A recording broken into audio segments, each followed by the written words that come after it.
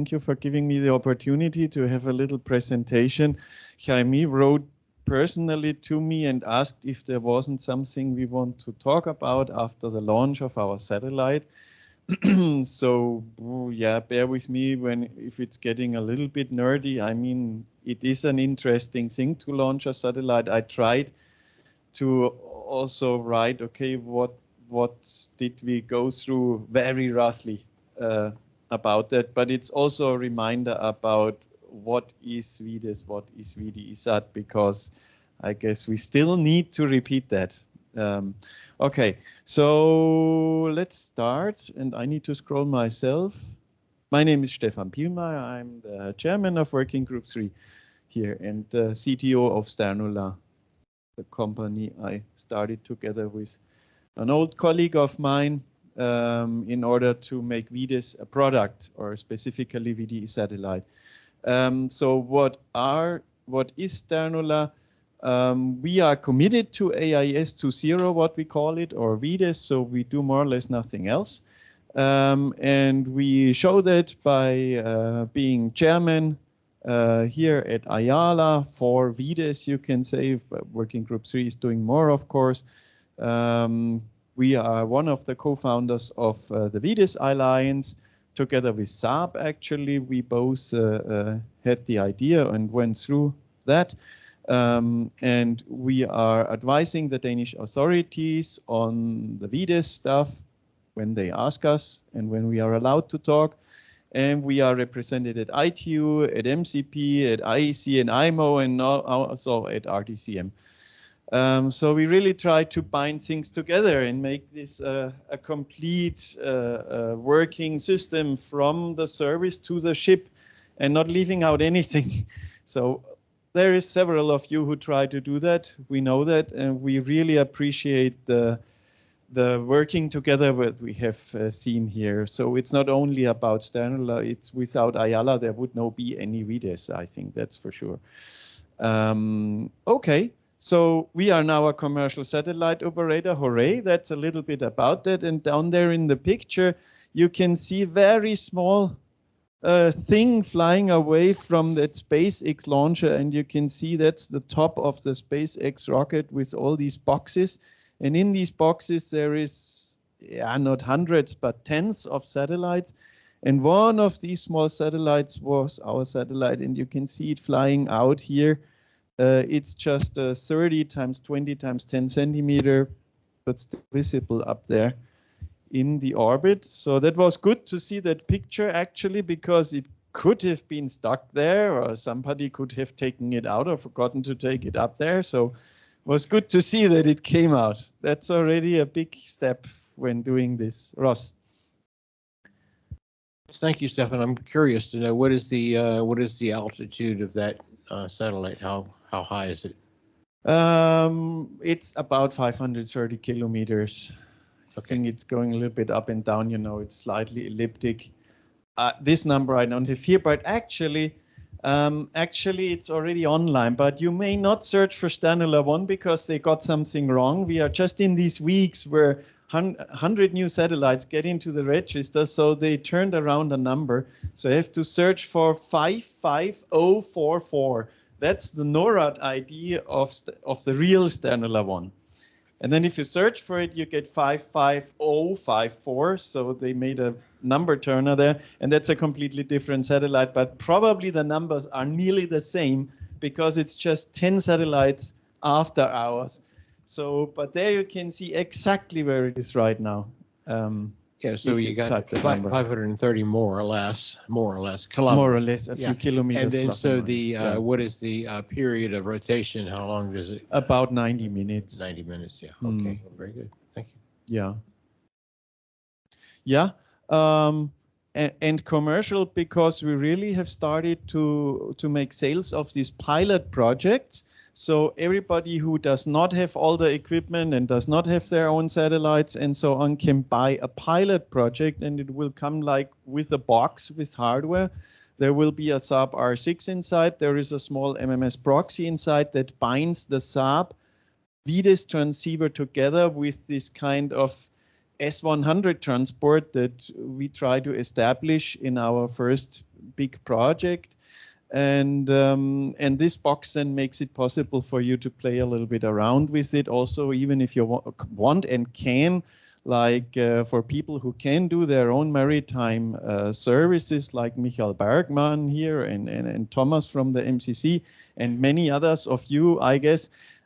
If you have such services, you can also transport that data over our system then. What did I write else? I'm a little bit lacking to see my own slides, to be honest. Coverage, yeah, and then when these pilots are done and everything shows that it works and people are interested, we plan to earn our money by selling coverage as a service. So you don't have to earn your own satellite. You can buy just you can just say, I would like to have these services in that area, and then we can provide you with that coverage.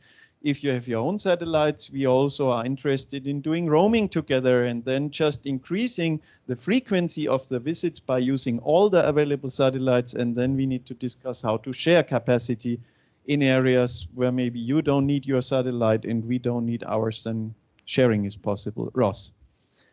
Are you now making sharing agreements with other satellite services? I mean, we are not yet there to make these agreements. We right now have, I think it's public. I need to be careful. We are having a project about it, and ESA is involved. And so we try to start looking into how to do it. so Because before... you're having discussions. Yeah, we have discussions, let's say. Thank you, Ross, for helping me out. Yeah, we have discussions, yes. And we try to find out how to do the roaming, because then we know what we can sign under. It's a little bit now, maybe I'm too much technical, but I always want to know what I sign for and how it should work, because just signing an agreement doesn't mean a lot if you don't know how it shall work in the end. Thank you. But that's also where Japan is very active, of course, in pushing us here in Workgroup 3 to start discussing how we can share resources. So that's also something we believe is very important, especially in the beginning, when not every single country can have 120 satellites up there. Especially there, it's interesting to push the technology by sharing resources, of course. Good. Okay, let's go on. How much time did I already use, Jaime? 5 minutes or so? Out of my 15. Okay, let's go on. So AIS, as you know, we have the possibility, AIS 2.0, so which we make marketing-wise is VDES. It makes people easier to accept that it's just another AIS box. You just take the old one in, the old one out, and the new one in. You don't change the antenna and so on. So it's an easy process. And it helps, I can say, even though it's not an official term. But what it is we can have digital communication on all these new channels between ships. So ship to ship, ship to coast station, and of course vice versa. So always be directional. And then we also have the satellite segment that is our market, which then can contact ships from the satellite, especially when they are in the big oceans, or maybe smart buoys, or a lighthouse that is in northern Greenland where there is no connectivity. So all this kind of stuff can be done with the VDES satellites. And of course, yes, the VDES satellites, not correctly drawn here, having a feeder link connection, not through VDE. That's an S-band connection, of course, because the ITU standard does not allow to use VDE for feeder link.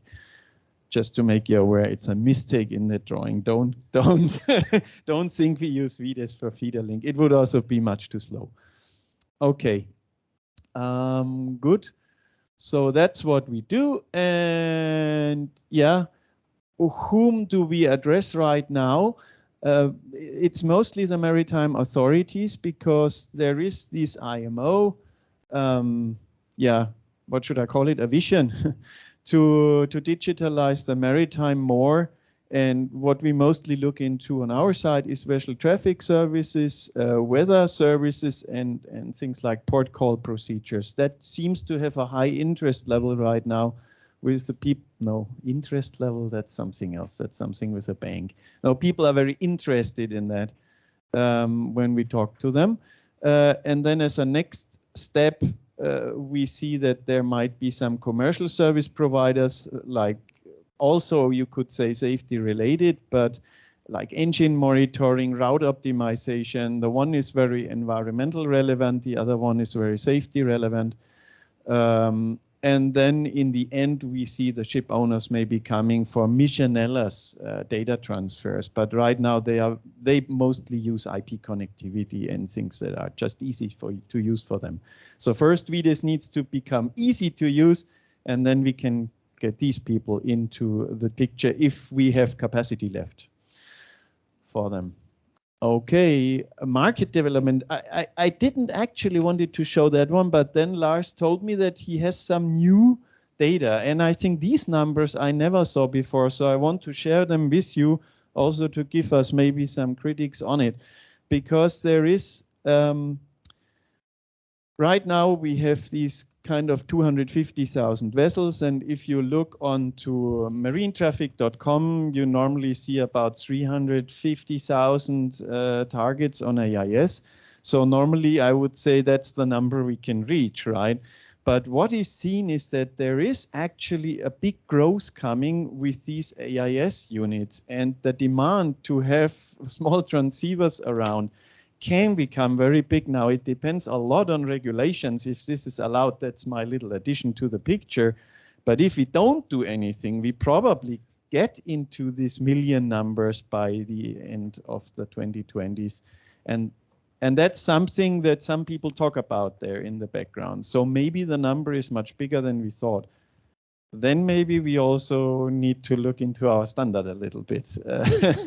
But I mean, that's a positive problem, I would generally say, and regulators may also do something about it. But it's, I think, something also interesting for this group sometimes to look at how many users do we actually think we will get out there. And the basic idea behind is that there is a lot of fishing vessels. There was a number, I don't have it here, that have no equipment on board today, and it's expected that they will get equipment. I think it's 1.8 million. Is that possible? It's also very small boats, surely, but and if just half of them get an AIS-like equipment on board, then we have like 1 million more. Stefan, Yes, we have a question from the with Ricky. Mr. I'm sorry, Mr. No, Mrs. I'm not sure whether with Ricky, do you have any question?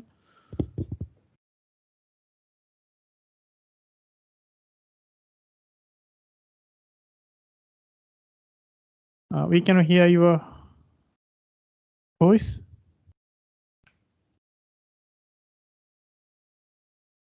With Ricky. Okay.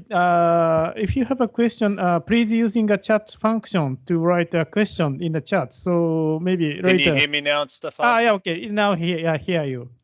Okay, thank you. Thanks for having me, Stefan. Rick Withers from Australia.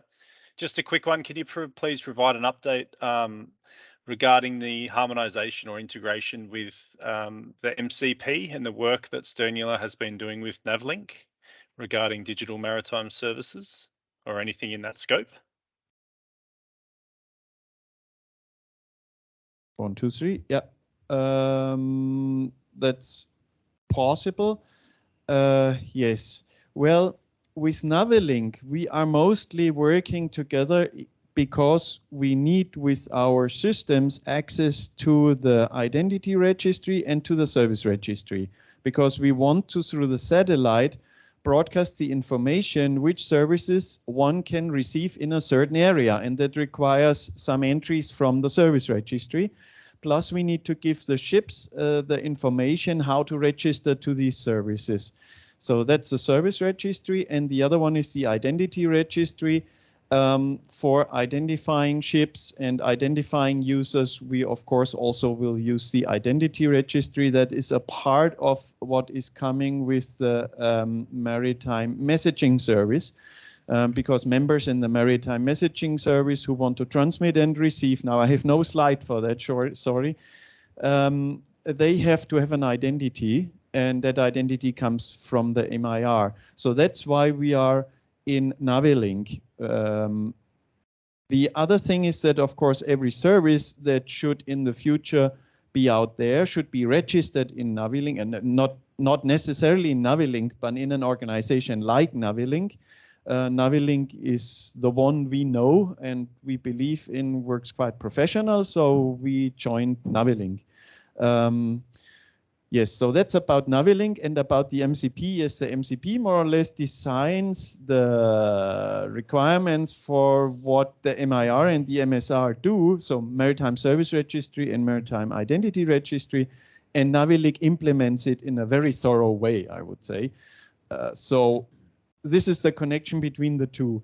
Plus, in the Maritime Connectivity Consortium, we are in the working group for the Maritime Messaging Service. That's the service that should make it possible to transport S100 and other maritime services that are defined by the MCP over VDES and IP. So whereas the current solutions only support IP, we want to make it possible to transport it also over services that are store and forward. That's the basic difference between IP and VDES. Because you might have to keep some data in a longer way. It's like delivering a letter. You keep it on the satellite, you wait until you are over the ship, and then you deliver it. Or you have a very unstable internet connection, like a 4G link from a ship. I guess this is not there all the time. I mean, you can see it for a few seconds, and then it's lost again. And then you suddenly roam in another country. And then you roam again in the next country. And that can change like every 10 seconds.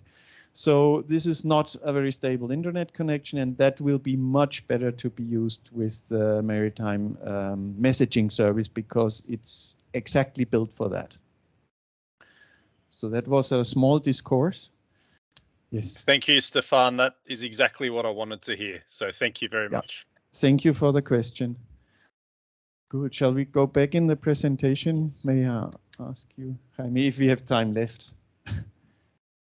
But now this was that one with the fishing vessels I thought was important. And now I think I jump over our roadmap. It has been there before. Yes, we want to have 60 satellites in 2028 if we find customers. And this is how it works. You also know that. And I showed that a lot of times. So you want to see some pictures of the satellite and so on. So now let's look at this one. So I think what is important, and what I wanted to share shortly with you, what is the difficulties, what is important when you want to do this. So what we needed to get regulation-wise is the ITU kind of procedures you need to follow to get a feeder link. So that's in our case on S-band, and I can share that publicly with you because you can download it from ITU.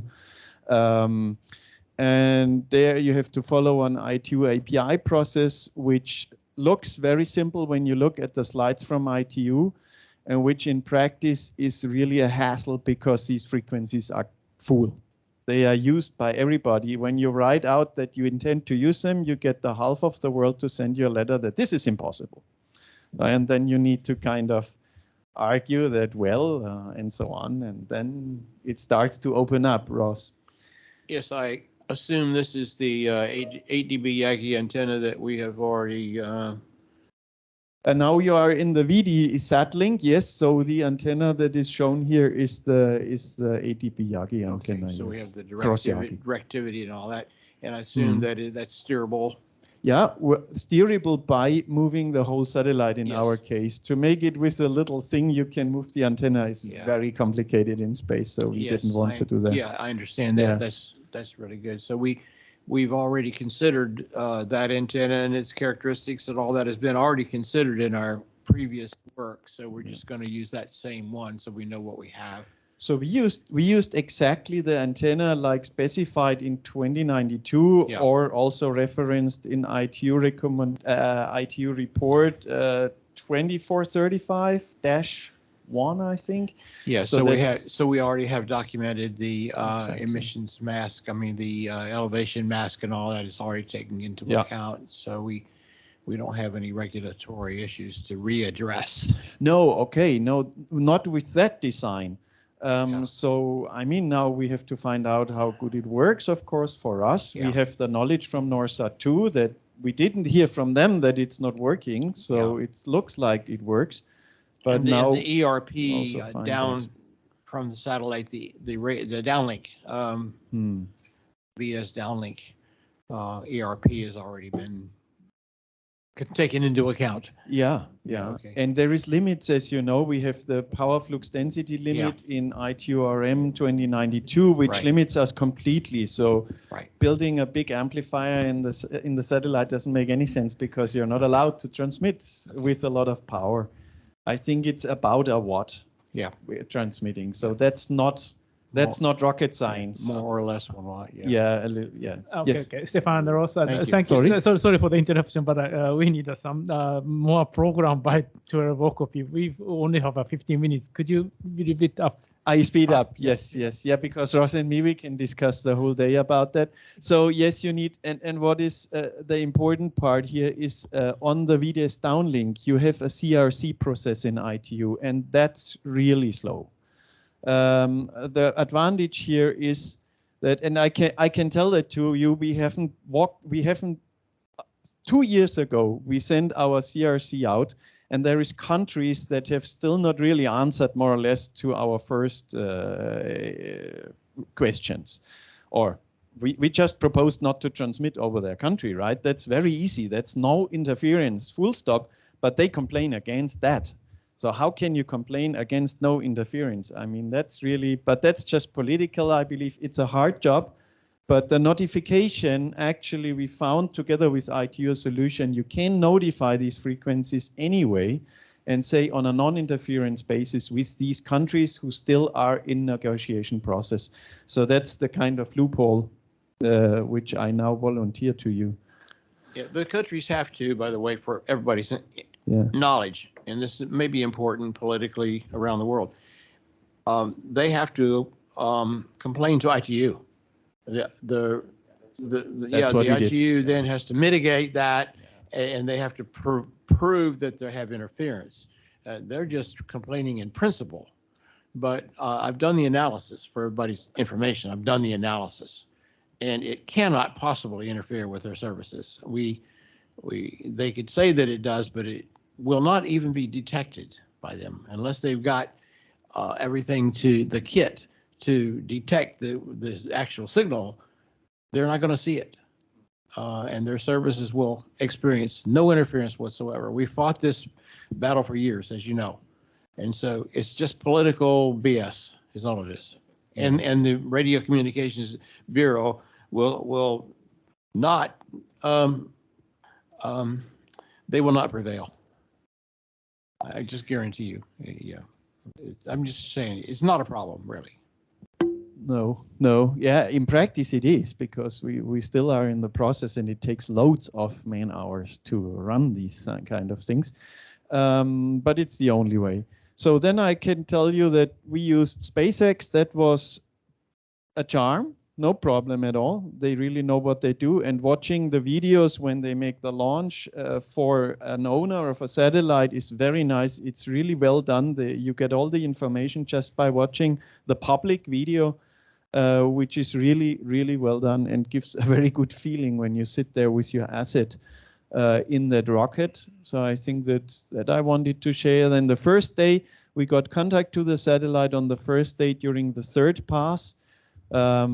The small thing I want to share with you there is a very, very, very, very high gain antenna in Svalbard is very good if you know exactly where your satellite is. If you're not sure where your satellite is, a low gain antenna in Aalborg is better. And that's why it was the third pass when we hit the satellite with the low gain antenna, because it has a wider opening angle and it was easier to hit the radio waves to the satellite. Because the problem in the first days is that you don't know exactly where the satellite is, and it flies 7 kilometers per second. And and when you look at your opening angle of the high gain antennas at 530 kilometers altitude, you will learn that this is not a lot. That's a few seconds. So you need to be correct within a few seconds. Otherwise, you don't hit your satellite with the radio signals. So that's something we learned. That's maybe not new for all of you. Yeah, well, and then up to now, we managed to get our redundant S-band ground station set up to work. We have regular contact with the satellite now. All the telemetric download is automatized, so we don't have to do that manually. We have power positive. That means we are charging more than we use, obviously. That's important for a satellite. And then right now we check out what is called the ADCS. So that's the stuff that will point the antenna and the solar panels and so on. So that's where we are right now. Next steps before we really can deliver something to ourselves or the customers is we need to finalize this step of pointing, so establish attitude control. We need to deploy the VDES antenna, and we need to verify the VDES communication. Of course, that's the most important thing, but that comes last because everything else needs to work first. So it's still a lot of work for us, and we hope that by April that we can deliver VDES down to Earth really for many people to see. And for everybody who has receivers, of course, please tell us if you want to receive our signal, because we want to be compatible and work with interoperability. So it would be very good to have more people receiving our signal in order to ensure that this works for everybody. There was the big antenna. Can you press the space key, please, for me? No. Once more.